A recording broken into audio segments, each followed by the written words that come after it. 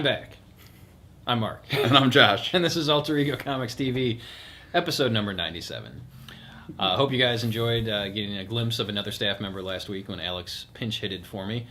And I just had to come in this week because there is so much great stuff that came out this week. We're going to break our... We may never talk about just 5 comics again. Or we may just talk about every book that we like going forward. Because someone posted that they want to see us do a 30-minute show. I don't know about that, but we'll see. Last week, so many great books came out from all different publishers. I was reading online, another retailer, the second week of the month is what they're referring to as the best week of the month. And consistently, over the last few months, the second week has had a high number of really high-profile and really good books, and last week was no exception. So we'll start things off with Thor #1. I should say Thor, God of Thunder, #1 by Jason Aaron and Esad Ribic. This is the Marvel Now relaunch of Thor, and this was very close to my favorite book this week. I was just blown away by the story, by the artwork. Basically, it's Aaron telling Thor's story, 3 different Thor stories that are interwoven through time. We've got a very early Thor story, 900 AD, give or take.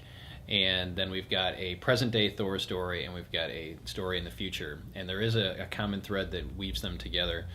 And it's great to see, I guess, a little bit how the character of Thor has evolved from kind of this carefree, Conan type of character in the first story to the Avenger Thor that we know in the modern times. And then... I don't want to spoil this, but I have to anyway. There's no way to talk about this. When I saw the future Thor story, I actually thought it was Odin. So we see that some stuff happens to Thor between present day and the future that really makes him this hard, grizzled leader of the Asgardian people. Aaron did a great job. I think we were both a little trepidatious about whether or not he could pull this off because his work on the Hulk wasn't fantastic, but we love Wolverine and the X-Men, and he definitely proved that he can write Thor. So I honestly wanted to read the next issue as soon as I finish the first issue, and that will be good because it comes out next week. So it's a twice-a-month book. So Thor #1 is outstanding. And another great thing about it is if you're a fan of the character from the Avengers or from the Thor movie, you can pick this up very easily. There's not a lot of comics history to worry about and to bog you down. So I would highly recommend, if you know anybody that likes the character of Thor, this is a great jumping on point for them. Also from Marvel's, I was going to say Marvel's New 52, but that's not what it is. From the new Marvel Now initiative, we've got Fantastic Four #1, written by Mark Fraction with art by it's Matt Fraction. Matt Fraction, and Mark Bagley is doing the art. See, that's why I need you here to correct me and tell me things I might forget, like Brian K. Vaughan. I was a little trepidatious. I love Matt. We use trepidatious as the new word of the week. That is the word of the day. Now. Bing, trepidatious. I love Matt Fraction's work on Invincible Iron Man and Iron Fist. I was not a huge fan of his work on Thor, so I wasn't really sure what we were going to see, and especially coming off of Hickman's run, which was long and widely praised, and also sort of brought everything to a close. So I was somewhat concerned we were going to go back to business as usual for the first family, and it was going to be dull. That is not the case, gladly. FF was very cool. It set up some stuff for long-running plot threads, as well as a more short-term solution, and they reference and still use everything from the previous arc, but none of it is important. None of it is preventing you from understanding the book. You can pick this up having not read FF really ever, as long as you know there's these 4 people that went into space, cosmic rays, now they got wacky powers. That's all you need to know. They're the first family of Marvel, and the book is really good. It's got a great heart to it, and it's setting up what's going on, and there's a lot of potential in this book. All New X-Men #1 by Brian Michael Bendis and Stuart Immonen was probably my most anticipated Marvel Now book. Excuse me. And it did not disappoint. It's got time travel. It's got... basically, if you've been following the Avengers vs. X-Men miniseries and then the AVX Consequences miniseries, this is the next place to go. Because you see... Basically, it's a continuing story. Cyclops is now basically the new Magneto, for lack of a better comparison, even though the old Magneto is still around and now working with Cyclops. So Cyclops and his band of Brotherhood of Evil Mutants, they're not really evil, they're just misguided.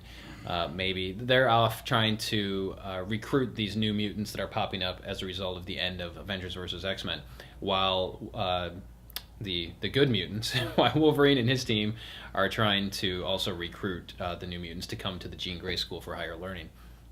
So you've got that going on, and something's going on with the Beast. I don't want to say what, but he may not be long for this world. Who knows? Or any world. So he decides he needs to go back in time and bring the original 5 X-Men to the present to see how badly things have been screwed up, especially to have young Cyclops pimp slap his future self, and maybe that will help. I don't know. So Bendis has never really... He's written the X-Men in House of M, but he's been associated with the Avengers for so long. It's really nice to see him mess around in the mutant playground, and he's going to be writing Uncanny X-Men when that launches in February. So he's going to have control over the X-Books, and I can't wait to see what happens. But in this one, I mean, I honestly am super psyched to see where this goes when you get the old original X-Men to the present and they see how screwed up their future selves are. I love there's one line in there where Beast from the present tells them, you need to come back with me to the future, and they're like, is it our kids? So, and there's some great pop culture references in this one too. So it will not disappoint anyone really if you're a casual fan of the X-Men, especially if you're a longtime fan of the X-Men. Just like with, I'm going to say X-Men again, Wolverine and the X-Men. There is so much to love in this book, alongside with Wolverine and the X-Men. It's nice to see 2 really strong X-books right Absolutely. Also, not a new title, but still taking its first issue to the Marvel Now era with a new creative team. We've got Avengers Assemble, written by Kelly Sue DeConnick, with art by Stefano Caselli. And I'm going to be honest, I didn't really follow Avengers Assemble so much before now. I picked up an issue here or there. I'm like, oh, Thanos is on the cover. But it was decent, but I didn't follow it religiously. But I really, really enjoyed this issue. It's doing exactly what Assemble was designed to do, which is take people who have only seen the Avengers movie and sweep them into the real Marvel universe. This one focuses primarily on the dichotomy of, some would say, bromance, of Bruce Banner, the Incredible Hulk, and Tony Stark, Iron Man, and kind of the different ways they view the world. You know, Tony has sort of lived a semi-charmed life. He's a billionaire, playboy, philanthropist, genius. He, flies above everything. And Bruce Banner's given the same gift of intelligence, but is essentially his life has sucked. He's turned into a monster and chased by the army. And it's very interesting to see these two attitudes juxtaposed. And they really do it in a fun way. It kind of reminded me of like the old contest series the Avengers used to run, where they would have, like gladiatorial events or whatever. It'd be the East Coast Avengers versus the West Coast Avengers in a softball game. It was like that. But it was fun. I really enjoyed it. I have to echo that, and I put a plug in for this because there are a lot of you that haven't been buying this series or won't even think twice about picking this up, but you really should. It's a great jumping on point, and it's exactly what Josh said it is. It's a perfect continuation and expansion of the Avengers movie universe for those of you that are not reading comics on a regular basis. So even if you are, there was a lot that we both enjoyed out of it. Caselli's artwork is outstanding, and I think DeConnick has a really good handle on these characters. Saga number 7, the triumphant return of Brian K. Vaughan and Fiona Staples' Saga, took place last week with issue number 7, and we were even saying before we started to shoot this, do we even need to talk about Saga anymore? You guys understand, right, that Saga is arguably the best comic being published today from any publisher.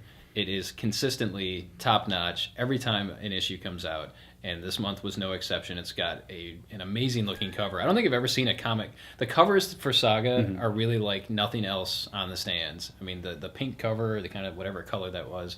It was just salmon. Yeah, I mean, it was salmon. It was eye-catching and totally unique, and you see stuff in Saga month after month that is unlike anything else, and sometimes will make you nauseous.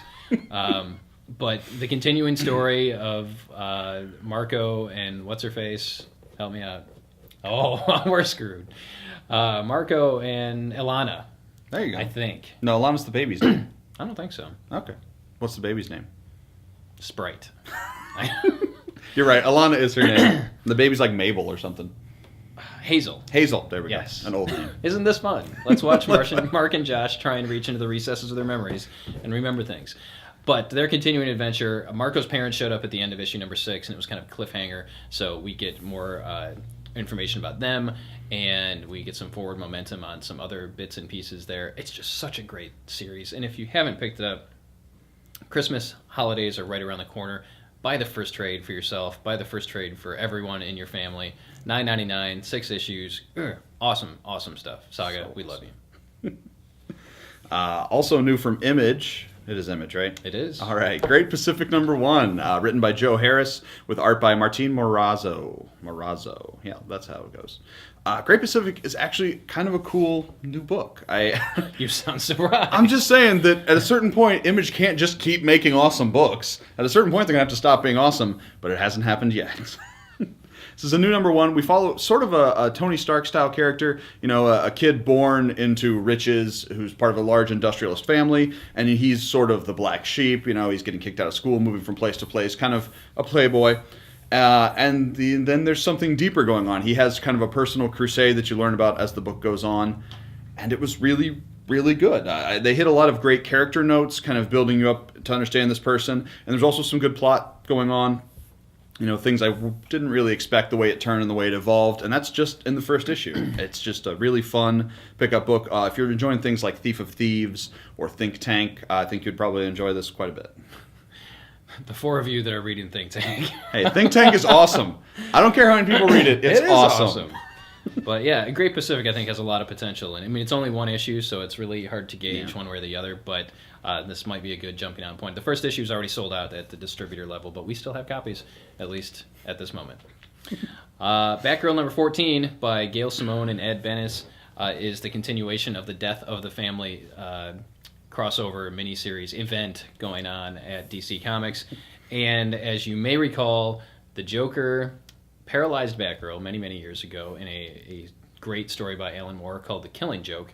So that hasn't changed with the New 52. That event still happened. Barbara Gordon goes through some sort of recovery, surgery, metamorphosis so that she can walk again in the New 52, and we haven't really gotten there yet. But there is this history between the Joker and Batgirl that just makes the tension so thick in this issue. The Joker has kidnapped Barbara's mother and is holding her hostage, and Barbara has to fight off Joker thugs and other fun stuff, and she's got a mysterious caller who's trying to, I guess, guide her through this maze of intrigue and and other stuff. Just really solid. Gail Simone's doing a great job on Batgirl. I am so glad that she's writing it. And this issue is, if you're following Batman, if you're following the Death of the Family story arc, you really want to check this one out, especially if you're a longtime Batgirl fan. By Batgirl, I mean Barbara Gordon. There were other Batgirls? Not those other people. Also, yeah, if you were a fan of Snyder's Dick Grayson Batman stuff in Detective Comics, I would especially recommend checking out this issue. You won't be disappointed. Also out last week, another book that we have told you time and again is super awesome. Not just awesome, super awesome. Batman 14 by Scott Snyder with art by Greg Capullo. This continues the Death of the Family storyline, and it's so good. Like, after the first issue, I was concerned about maintaining quality across the arc, but it's so good. Scott Snyder has a great appreciation for the history of Batman, and he's definitely found a way to take things that happened forever ago, and almost none of us, like most of the things he references in this issue, I've never read in the original comic because they happened in the 50s or the 40s. But he manages to weave it into the current continuity. It's not confusing, but it also gives a depth to the character. It kind of frames the conflict between the Joker and Batman, and how it's at this point going to phase out and bleed into the other Bat family members, and exactly what the Joker's plan is to torture the Bat and why he's doing it. And it's amazing. Like, it's almost what this reminded me of when I read it is sort of the scene in a James Bond movie where the villain kind of talks at James Bond while he's in his death trap and explains his plan. But that always happens near the end of the movie. This is the second issue. If the Joker's doing all this now, what's the long game? Where's it going to go? And I cannot wait to read the next issue of Batman. Batman is a no-brainer, folks. It is the best-selling comic in our store and is very close to being the best-selling comic in the country. We can't all be wrong. So you should check it out. It's currently being beat only by My Little Pony, Friendship is Magic. No. Coming soon. Seriously. We're not kidding. This week's best bets, we've got a number of them. Amazing Spider-Man number 698. This is, I will read the quote. The end of Spider-Man's world begins.